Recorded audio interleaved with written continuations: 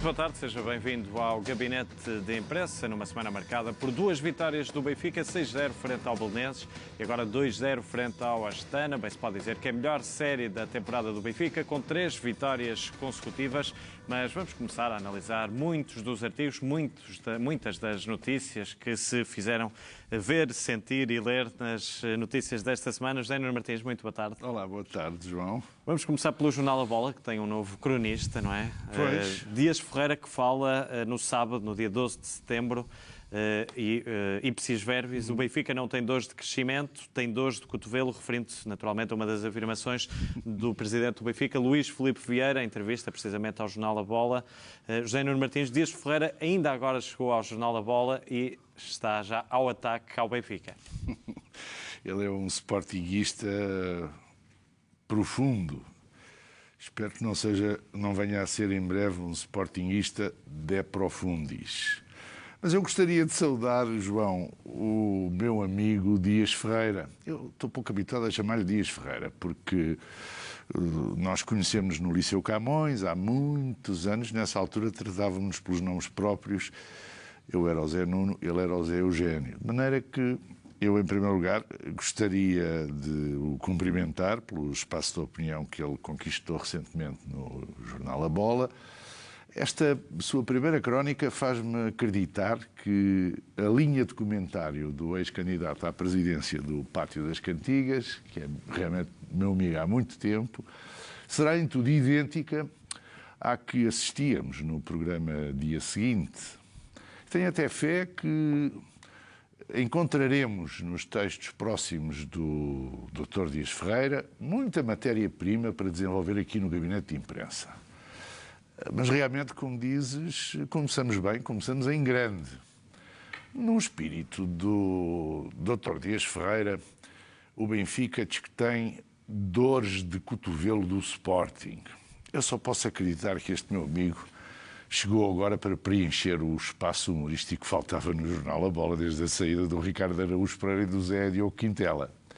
Este rematado disparate dele só pode ter consequência de uma instabilidade emocional, digamos assim, ainda provocada pela derrota nas últimas eleições sportinguistas. Mas vamos então esclarecer o Dr. Dias Ferreira e os eventuais lunáticos, para usar um eufemismo, que acreditam nesta barbaridade das tais dores de cotovelo.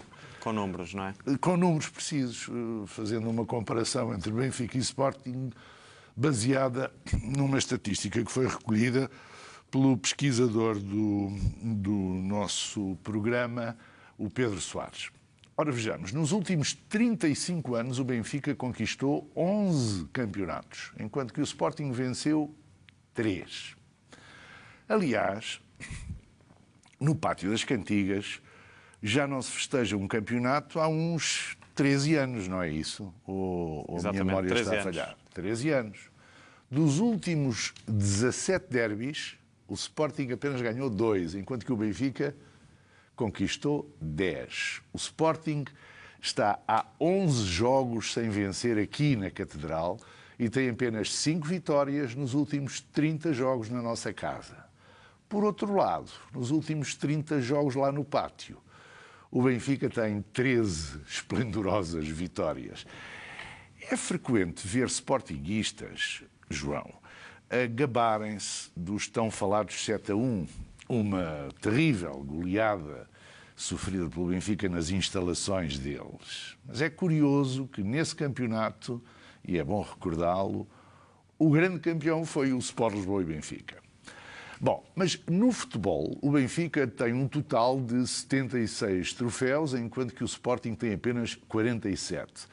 Mas podemos fazer as mesmas contas em relação às modalidades. Muitos sportinguistas julgam estar no clube mais vencedor nas modalidades. Isso é uma pura mentira. Mas que mentira!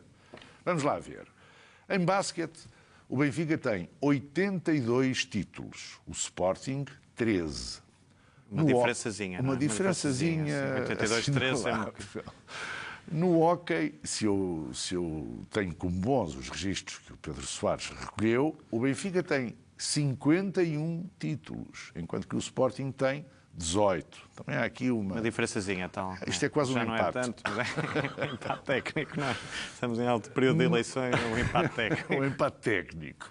Quanto ao vôlei, 26-11 para o glorioso, evidentemente. O Sporting apenas se sobrepõe no handball com 36-17. De facto, é uma grande abada, mas isso é por enquanto.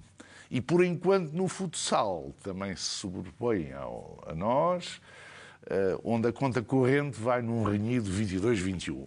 Ainda assim, importa dizer que os das Cantigas levam mais 11 anos de futsal do que o Benfica. Ou seja, para fazermos aqui as contas finais, o Benfica é, nas modalidades, o clube que mais troféus já conquistou. Nada mais, nada menos do que 272. Isto é, 272 campeonatos, enquanto que o Sporting conta apenas com pouco mais de metade disso.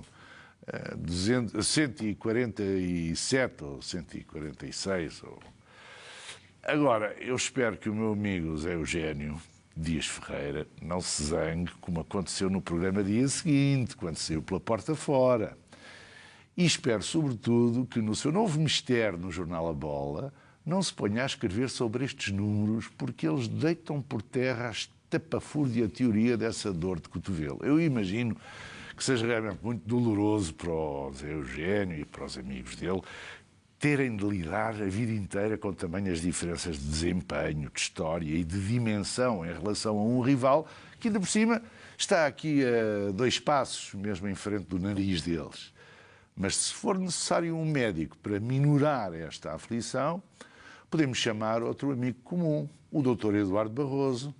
Ele é certamente uma boa solução. Trata-se de outro grande amigo, lá do pátio, que por experiência própria, infelizmente para ele, também conhece bem estas patologias, João. Fica aqui esclarecido e pelo menos estamos salvaguardados no que ao humor diz respeito, não é? Vamos avançar para uma pergunta também feita ao treinador do Sporting relativamente à nota artística. Ora, isso é outra... Bom, isto já cheira mal falar tanto destas matérias e deste personagem. Mas também, que diabo, não podemos ficar aqui eternamente a dar a outra fase, como dizem os outros. Porque isto, no fundo, é, no meu entendimento, uma nostálgica manifestação das saudades que ele tem de um passado que felizmente para nós e infelizmente para ele, diria eu, nunca mais vai voltar de ele as voltas que quiser dar. Mas o homem não se conforma e volta não volta, vem destes temas constantemente à cabeça. Eu acredito que ele irá continuar por muito tempo com esta obcecação burlesca que nunca mais lhe servirá para nada, a propósito de tudo e de nada. Com estas caricatas manifestações de que ele é que seria o bom, ele é que seria o imprescindível, ele é que seria o insubstituível, ele é que inventa tudo para os clubes onde trabalha e de que antes dele nunca havia nada e de que depois dele também nunca mais vai voltar a haver coisíssima nenhuma.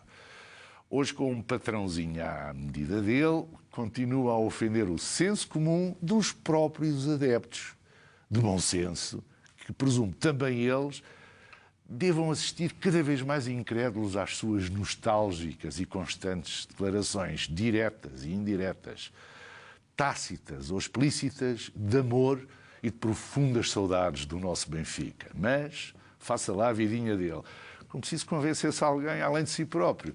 Essa invocação de putativos direitos de autor, caro Jorge, não passou de mais uma exposição do seu pretenciosismo, da sua prosápia, enfim, de uma miséria intelectual que eu não lhe reconhecia, mas que, no fundo, parece tentar ocultar a insegurança e a fragilidade de quem, afinal, treme, inventa e falha vezes demais nos momentos mais decisivos. Por isso, eu acho que as pessoas mais interessantes e mais lúcidas, tanto nos outros clubes como no pátio das Cantigas, o vão deixando cada vez mais a falar sozinho. E depois daquelas 101 referências ao Benfica, na entrevista cá fica mais um testemunho. Vamos avançar para o jornal O Jogo e um tema da igualdade, lançado aqui por Julen Lopetegui. Não vou tentar não me enganar no nome, senão temos aqui um problema. Segundo o jornal O Jogo de sexta-feira passada, o jogo do Benfica em Aveiro, estou a citar, ficou atravessado na garganta de Lopetegui, porém O que não deixou o treinador indiferente terá sido a desigualdade competitiva que terá marcado o jogo com o Arouca. Não é admissível, diz Lopetegui, numa competição que uma equipa possa jogar num campo e outra tenha de jogar noutro por um critério que não seja de força maior. Palavras do treinador basco do Porto. Ó João Martins, isto ou é ignorância ou é falta de vergonha. Desigualdade é um presidente de um clube receber árbitros em casa em vésperas de jogos de futebol, por exemplo. Isso sim. Isso é que é uma enorme desigualdade, um atentado à verdade desportiva. O histórico recente, João, diz-nos que o número de jogos dos três grandes em campo neutro é muito similar. Ninguém o informou a ele, Lopetegui, desta conjuntura, desta situação. E, no entanto, eu também nunca vi ninguém do Futebol Clube do Porto vir dizer o que quer que fosse quando o Futebol Clube do Porto foi a Aveiro jogar contra o Feirense, tal como o Sporting, enquanto o Benfica teve de jogar em Santa Maria da Feira. E em referência a esse Futebol Clube do Porto, a esse Feirense Futebol Clube do Porto, lembro que o jornal Record escreveu o seguinte: o Estádio Municipal de Aveiro foi um enorme deserto humano, visto que, com capacidade para cerca de 30 mil espectadores, o recinto recebeu um público inferior a 10 mil adeptos. Falando concretamente da polémica deste jogo do Porto em Arouca, vale dizer o seguinte: foi um encontro que teve pouco mais de 3 mil espectadores lá no Municipal de Arouca, que tem uma lotação para 7 mil pessoas, João. É que não foi sequer necessário utilizar a bancada amovível que de vez em quando é montada quando se esperam as grandes enchentes. Ora, na temporada passada, o Benfica levou 6.960 pessoas e adeptos à Arouca e a este estádio de Arouca. Quanto a este Arouca versus Futebol Clube do Porto, teve menos público do que, por exemplo, o Varzim Famalicão da Segunda Liga, meus amigos.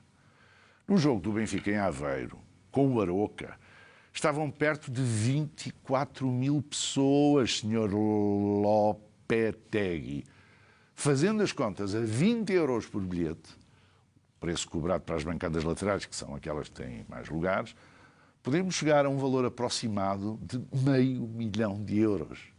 Agora, diga-me uma coisa. Acha que teria sido legítimo impedir que um clube como o Arouca pudesse obter um encaixe financeiro tão significativo por força da capacidade que o Benfica tem em mobilizar os seus adeptos? O senhor acha verdadeiramente que isto seria justo para o outro clube? O que é que este treinador do Albergue Espanhol quer? Que o Arouca, por jogar com o Benfica em Aveiro, tivesse de jogar ali sempre com custos muitíssimo agravados em relação aos da utilização do seu próprio Estado? Jogar com todos os outros clubes da Liga só porque joga com o Benfica, que obviamente leva sempre maiores assistências em Aveiro? Então, mas para quê? Para o Municipal de Aveiro ficar depois sempre às moscas? Os chamados clubes pequenos, aqui em Portugal, têm todo o direito de aproveitar bem as circunstâncias especiais de que dispõem para, digamos assim, fazerem mais uns tostõezinhos, amealharem uns valentes milhares de euros, neste caso, uma vez que não há nada de ilegal nos regulamentos em relação a esta matéria. Ilegal, Sr. Lopetegui, é oferecer viagens ao Brasil a árbitros e às famílias deles. Se os regulamentos permitem que se faça, pode e até deve fazer-se. Numa altura de crise, seria imoral, do meu ponto de vista, negar a possibilidade de encaixes financeiros tão importantes a clubes com a dimensão do Arouca. Isso é que é promover uma gestão cuidadosa e prudente. Caro Lopetegui, se você quer saber de igualdade em competição desportiva em Portugal, antes de se expor a ridículos desta natureza, olhe, aceda ao YouTube e comece por conhecer quem são os grandes próceres da desigualdade desportiva em Portugal. Sim? Isso é que você fazia bem. Só para sublinhar há pouco, o Varzim Famalicão em números teve 3.785 e o Aroca Porto 3.355. Então pronto, Estamos esclarecidos. Estamos ainda mais esclarecidos.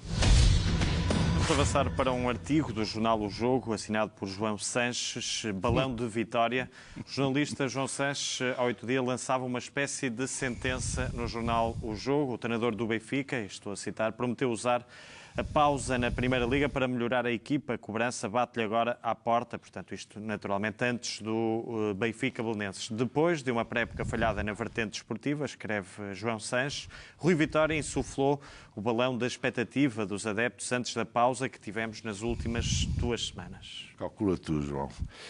Eu acho que a melhor resposta a este Sanches foi dada pelo próprio Benfica em campo.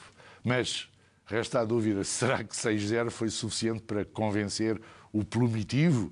Eu confesso-me surpreendido porque acho que deveriam ser os benfiquistas mais preocupados com a sua equipa e com as suas exibições. Mas, pelos vistos, também portistas, como presuntivamente este Sanches será, e sportinguistas, andam super angustiados com o estado de saúde do nosso Benfica. Mas não precisam de se preocupar connosco, meus amigos.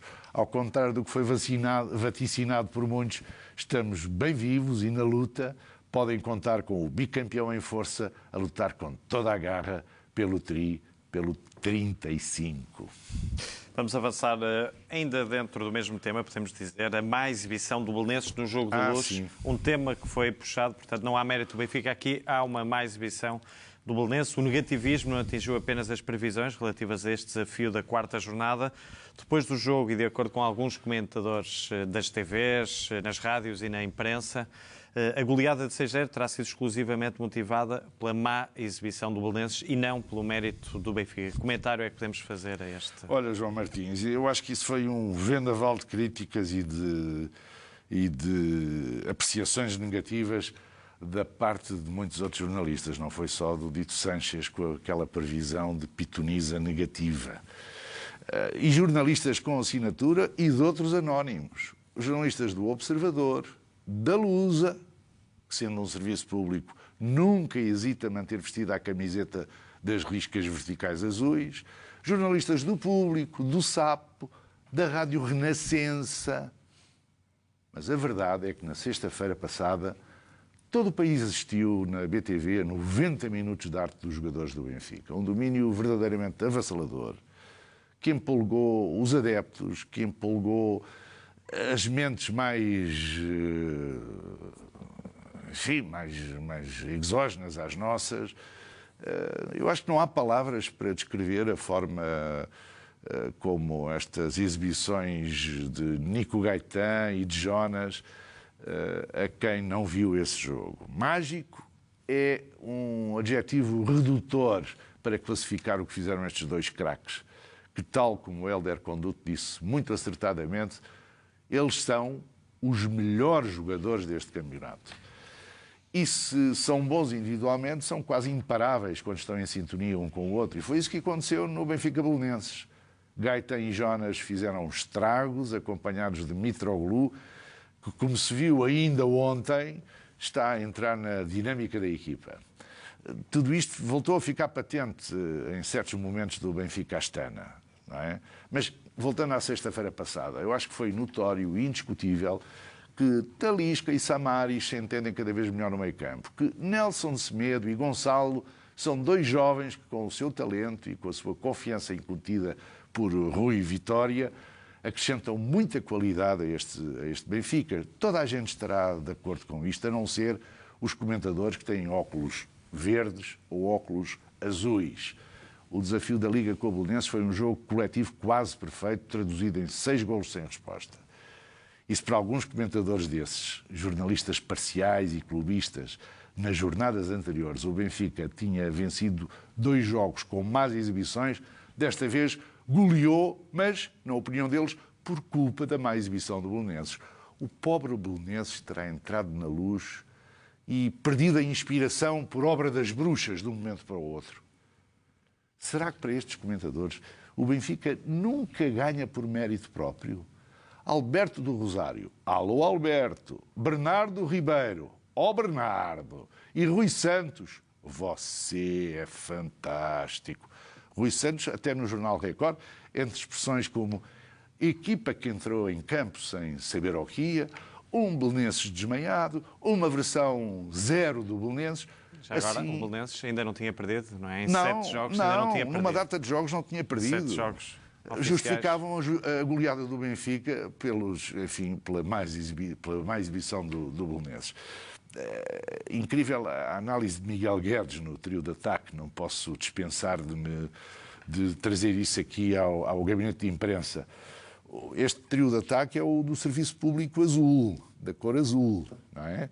O tal músico portista que dizia que 4 dos 6 golos marcados foram completamente oferecidos de modo patético. E até acrescentava que o Benfica teve pela frente a equipa momentaneamente mais fragilizada da época. E é o que dizia João Martins. Então, uma equipa que esta época estava imbatível em 5 jogos oficiais, 2 dos quais deram acessos à fase de grupos da Liga Europa, sendo que estavam fora das competições europeias há mais de 7 anos, é uma equipa fragilizada. Ó Guedes. Estamos sempre a aprender com estes marmanjos. O que será, então, o que dirão eles de uma equipa, que por acaso é a equipa em que militam, que há 2 anos luta por tudo e não ganha nada. Eu confesso que é triste assistir a tanta insistência de tantos entendidos em futebol, especializados em desvalorizar os méritos evidentes do Benfica.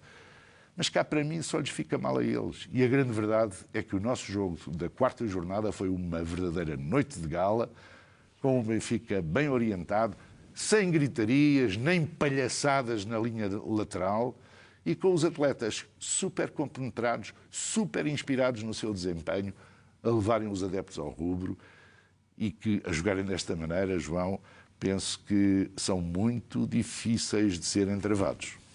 Se calhar o Porto ainda tem aqui um problema com o último campeonato, não é? Com o Belenenses, com aquele gol do Tiago Queiro. Nunca se sabe. Nunca se sabe se não é isso. Vamos agora avançar para o vídeo-árbitro, não é? É um tema que também já falamos aqui, que recuperamos também. O jornalista Rui Santos tem insistentemente referido nas suas tribunas da SIC e do Record a solução do vídeo-árbitro para comatar vários problemas da arbitragem em Portugal. Que análise é que podemos fazer também a esta visão e ao tema, naturalmente, vídeo-árbitro? Isto agora carece de algum tempinho para falarmos aqui muito a sério. Isto agora tem que ser tratado com algum cuidado, porque isto é um embuste que este cavalheiro, cada vez mais a falar sozinho, anda a manter, a insistir, a chatear toda a gente, a convocar outros que não têm nada a ver com as ideias dele, para tentar impor uma solução que não é solução para coisíssima nenhuma. Isto não passa de um outro equívoco, enfim, para não lhe chamar embuste, deste porta-estandarte das dores do treinador do Pátio das Cantigas. Primeira questão, João. Por que razão é que as ligas inglesa, vamos lá ver se me lembro de todas, alemã, espanhola, francesa, italiana, suíça, russa, dos Estados Unidos, da Argentina, pelo menos, e outras ligas estão abertas às novas tecnologias e estão disponíveis para inovar e sempre permanentemente em renovação, nunca pensaram em introduzir o chamado vídeo-árbitro, inventado por esta alma como se fosse a solução milagrosa para os erros humanos dos árbitros. A resposta, João, é muito diversificada e é concludente, porque todos os estudos, todas as investigações sobre a possibilidade de introdução do vídeo-árbitro e de outras novas tecnologias no futebol, uns promovidos pela UEFA, outros pela FIFA, outros ainda por técnicos independentes, outros por universidades, feitos ao longo dos últimos anos, concluem, sem margem para dúvida, o seguinte. Em primeiro lugar, que o sistema não pode ser implementado no futebol, nem em desportos de jogos corridos ou com pausas sistemáticas previstas nas suas regras entre jogadas. Ponto 2. O futebol é uma modalidade com características próprias e com regras muito simples, com movimentos simples, com gestos próprios. O futebol é um jogo corrido sem pausas entre as jogadas. Isso não está definido nas leis do jogo, esse tipo de pausas. As únicas paragens que existem no jogo resultam de faltas assinaladas pelo árbitro ou das bolas quando vão para fora do campo. Portanto, apenas o sensor nas duas linhas de fundo para esclarecer golos, para esclarecer bolas saídas para canto e para esclarecer sobre a execução em curva, dentro ou fora da linha de fundo, na execução dos próprios cantos, pode ser aplicado no futebol com sucesso e com garantia de execuibilidade. É que, em quarto lugar, pela sua especificidade, pelas suas características, não há possibilidade de introduzir o vídeo-árbitro no futebol com taxa de sucesso abaixo dos 5% de risco. A introdução do vídeo-árbitro iria trazer muitos outros problemas, muito mais graves e sem qualquer solução, porque alinhar o vídeo-árbitro teria de ser ele próprio igualmente observado e decidido a posteriori por um outro árbitro, de onde que o fator humano continuaria sempre a estar presente, mesmo utilizando-se o vídeo-árbitro.